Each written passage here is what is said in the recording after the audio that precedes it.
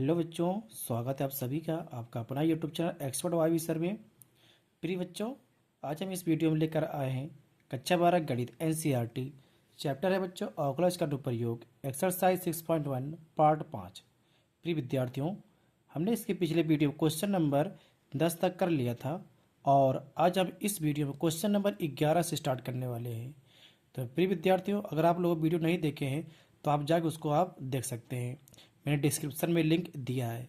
तो सबसे पहले क्या करते हैं बच्चों, ये क्वेश्चन 11 नंबर में क्या लिखा गया पहले इसको पढ़ते हैं, समझते हैं, फिर इसको इस्तेमाल करते हैं। ठीक है बच्चों, तो चलिए क्वेश्चन को हम पढ़ते हैं क्या लिखा गया है। बच्चों इसमें लिखा गया है एक कण वक्र 6y बराबर x³ + 2 के अनुगत गति कर रहा है और वक्र पर उन बिंदुओं को ज्ञात कीजिए जबकि जबकि x निर्देशांक की तुलना में y अक्ष का जो निर्देशांक 8 गुना तीव्रता से बदल रहा है। तो तीव्रता मतलब बच्चों तेजी से, क्या होता है तेजी से। तो सबसे पहले क्या करते हैं बच्चों, जो क्वेश्चन में दिया गया है पहले उसको लिख लेते हैं। हमें बिंदु ज्ञात करना है वक्र पर, मतलब 6y बराबर x³ + 2 पर। ठीक है बच्चों, तो यहाँ पर दिया है, देखिए क्वेश्चन में दिया है, पहले इसको हम लिख लेते हैं।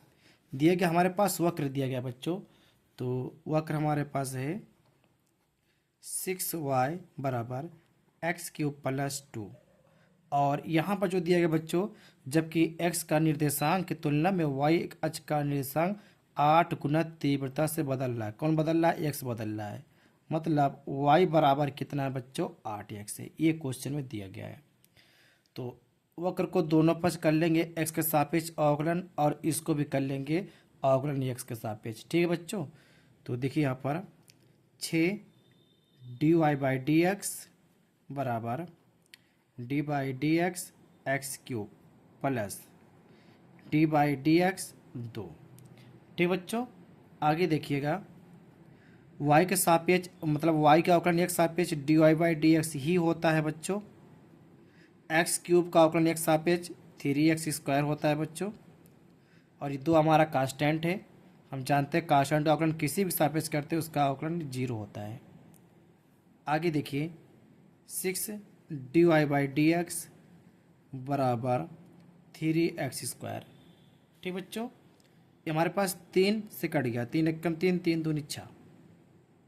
संख्या गुणे में भाग जी, मतलब 2 आपका बटे में आ जाएगा।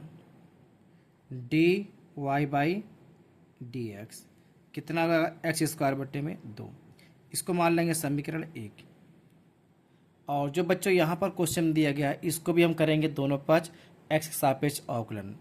तो y का अवकलन x सापेक्ष dy/dx। 8x क्या हो जाएगा बच्चों? d/dx into x.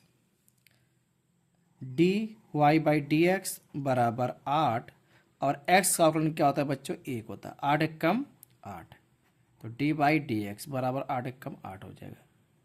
इसको मान लेंगे समीकरण 2। ठीक बच्चों, तो अब देखो समीकरण 1 व 2 से हल करेंगे, मतलब दोनों पक्ष दोनों बराबर है d/dx। यहाँ पर लिखेंगे बच्चों समीकरण 1 व 2 से। ठीक है, तो दोनों बराबर है, दोनों लिख लीजिएगा। 8 बराबर x² बटे में 2। ये कैसे आया? समीकरण 1 मतलब d/dx का मान यहाँ 8 है तो यहाँ 8 कर दिया गया है। इस 8 के बटे में 1 होता ही है, यहाँ से तिरछा गुणा कर देंगे, x² हो जाएगा बच्चों और 8 दूना 16। अब यहाँ पर बच्चों क्या करेंगे? वर्गमूल लेंगे, तो स्क्वायर उस तरफ जाएगा तो 16 रूट हो जाएगा, और हम जानते हैं 16 का वर्गमूल +-4। हमें बिंदु ज्ञात करना है बच्चों, तो यहाँ पर लिखेंगे यदि यहाँ 2 चिन्ह, अगर x बराबर हम +4 लेते हैं तब y का मान क्या होता है? तो जो x बराबर जब +4 लिया है तो हमने यहाँ पर रखेंगे वक्र पर, क्योंकि क्वेश्चन जो बोला गया है उन बिंदुओं को ज्ञात कीजिए जबकि x अक्ष का निर्देशांक वक्र पर ज्ञात करना है। तो वक्र हमारे पास ये है, तो x मान हम यहाँ पर रखेंगे। ठीक है, तो 6y यहाँ पर, और जबकि x बराबर 4 तो हम यहाँ पर पुट करेंगे x का स्थान पे, तो हो जाएगा बच्चों 4³ + 2। आगे देखिए 6y 4 का क्यूब 64 होता है प्लस 2 6y 64 2 कितना जाएगा 66। ठीक है। अब बच्चों इसको 11 6 से काट 6 एक कम 6 6 एक कम 6 6 एक कम 6 तो y बराबर कितना आया 11। ये कब आया बच्चों जब हमने x बराबर प्लस 4 लिया था। कहने का अर्थ है हमें एक बिंदु प्राप्त हो गया, हमें एक जो बिंदु प्राप्त हो गया क्या प्लस 4 कामा 11। ठीक बच्चों।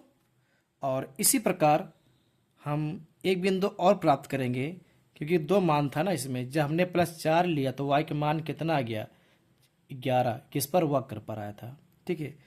अब देखिए जब यदि x बराबर -4 लेंगे तब y के मान कितना होगा, तो हमारे पास समीकरण वही रहेगा क्या 6y बराबर x³ + 2। तो अब की बार हम x का स्थान पर -4 लेंगे तो 6y तो -4 का होल क्यूब + 2 6y -4³ कितना होगा 64 + 2 हो जाएगा। ठीक बच्चों। अब -64 में 2 जोड़ेंगे तो -62, ध्यान रखिएगा। तो 6y -62 यहाँ 2 से काट दे रहे हैं, 2 3 6 2 1 कम 2 2 3 6 संख्या गुणे में तो भाग में हो जाएगी बच्चों। ठीक है। तो यहाँ y का मान निकालेंगे तो -31/3 आ जाएगा। ये कब आया जब हमने x बराबर -4 लिया था।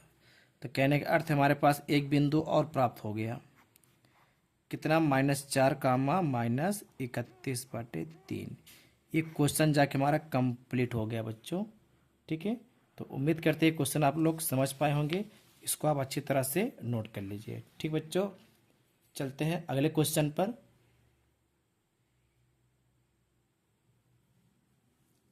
बच्चों क्वेश्चन नंबर हमने 12 लिया है। हवा के एक बुलबुले की त्रिज्या 1/2 सेमी प्रति सेकंड की दर से बढ़ रही है। बुलबुले का आयतन किस दर से बढ़ रहा है जबकि त्रिज्या दिया गया 1 सेंटीमीटर। तो सबसे पहले क्वेश्चन में दिया क्या गया बच्चों, पहले इसको लिखते हैं। ठीक है। देखिए दिया है, क्वेश्चन में जो दिखे वही दिया है। ठीक है। इनमें दिखा है हवा के एक बुलबुले की त्रिज्या दिया गया है, तो कहने का अर्थ है dr/dt बराबर 1/2 सेमी प्रति सेकेंड। ये क्वेश्चन में दिया गया है। बुलबुले का आयतन किस दर से बढ़ रहा है, मतलब टाइम सापेक्ष ये त्रिज्या में परिवर्तन हो रहा है तो आयतन v होता है, तो dv/dt ये हमें ज्ञात करना है। ठीक बच्चों। और जबकि क्वेश्चन में जो दिया गया है यहाँ पर r बराबर 1 सेंटीमीटर। ठीक है। तो देखो जो हवा के एक बुलबुला के हमारा क्या गोलाकार होता है। ठीक है बच्चों। तो यहाँ जो कोई भी अगर पानी में बुलबुला बोलता है तो गोलाकार होता है, तो यहाँ पर बुलबुले का जो आयतन होगा गोले का आयतन होगा। ठीक है बच्चों। तो यहाँ पर लिखेंगे बुलबुले का आयतन बराबर गोले का आयतन। ठीक है बच्चों। तो क्या होता है कैपिटल बी। तो कैपिटल बी बराबर जो गोले का आयतन होगा 4/3 पाई r³। ठीक बच्चों। अब आगे देखिएगा दोनों पक्ष क्या करेंगे टी के सापेक्ष कर देंगे अवकलन। ठीक बच्चों। तो यहाँ पर हो जाएगा dv/dt। ठीक है। आगे देखिए 4/3 पाई r³ करेंगे अवकलन टाइम सापेक्ष, तो 3r² dr/dt हो जाएगा बच्चों। जबकि 3 से यहाँ पर 3 3 कैंसिल कर देंगे। ठीक है। 4 पाई r का मान दिया है 1 का स्क्वायर। ठीक बच्चों। dr/dt का मान दिया है 1/2। 2 से काटेंगे 4 को, 2 दूना 4, तो यहाँ पर 2 पाई इंटू 1 का स्क्वायर क्या होता है बच्चों, यहाँ पर 1 ही होता है। ठीक है। तो 2 1 कम 2 गुणा कर देंगे 2 पाई, क्या निकला है dv मतलब आयतन। तो आयतन मात्रा क्या होता है सेमी क्यूब प्रति टाइम मात्रा सेकेंड। ठीक बच्चों। ये क्वेश्चन हमारा कंप्लीट हुआ है। ठीक है। तो इसको उम्मीद करते हैं आप लोग समझ पाए होंगे। ठीक बच्चों। तो क्वेश्चन नंबर हमारा 12 कंप्लीट हो चुका है। तो मिलते हैं नेक्स्ट वीडियो में। अगर बच्चों आपका वीडियो पसंद है तो लाइक सब्सक्राइब कर लीजिए, बेल आइकन को प्रेस कर लीजिए ताकि हम सारे क्वेश्चन को हल करेंगे तो सबसे पहले आपके पास पहुँचे। ठीक बच्चों, धन्यवाद।